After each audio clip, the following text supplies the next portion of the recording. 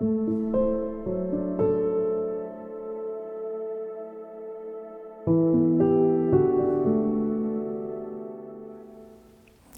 you must be wondering, why use Cancer GPS to start a virtual reality program at your hospital? Can't I just buy VR headsets and do it myself? One day, the technology will reach this. But right now, virtual reality is still a new technology. Using VR at scale in a hospital setting is very, very different than playing with a VR headset at home on your couch. Here at Cancer GPS, we've ironed out the kinks. So we've created a program that allows a hospital to not only start a VR program, but to maintain it logistically and to improve it over time. We found the most time-intensive part of setting up this program to be training the staff. Staff have to be able to operate, set up, calibrate, review, and watch for any signs of illness or discomfort when patients are completely engrossed in their VR experience.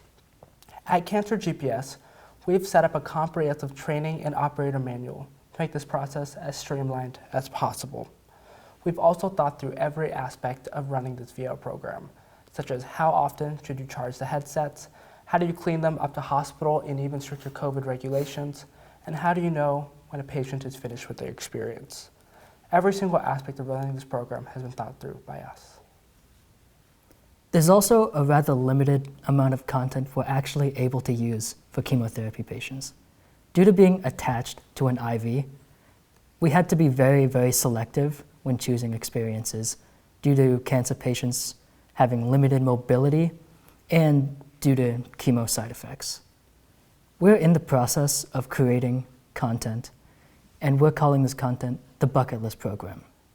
The goal of the Bucket List Program is to allow patients to enjoy experiences that they would not traditionally be able to due to physical, financial, or practical constraints, but allow them to experience those things in the virtual world.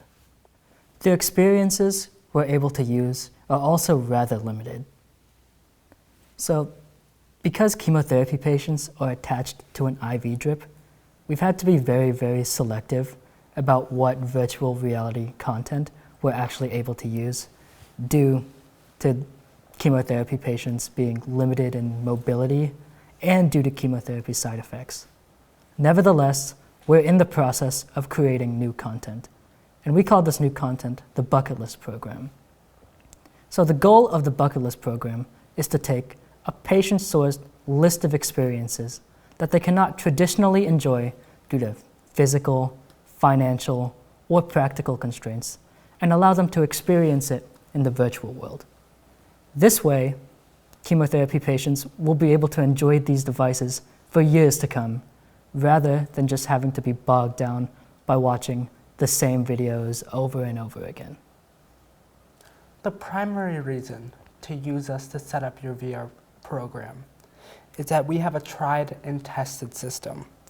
The worst possible situation is to get these new headsets and be unable to use them, whether it be because it interferes with the chemo nurse's job, the staff is unable to troubleshoot certain issues, or the patients frankly just get bored with the stock content that comes with the machine. Nonetheless, at Cancer GPS, we've gone through a lot of trial and error to make this program more than just a neat one-time demo. I'd also like to announce our first corporate sponsor, Precipio Diagnostics. Hopefully that is the first of many more to come. We look forward to setting up our VR program at your own hospital or practice. Thank you.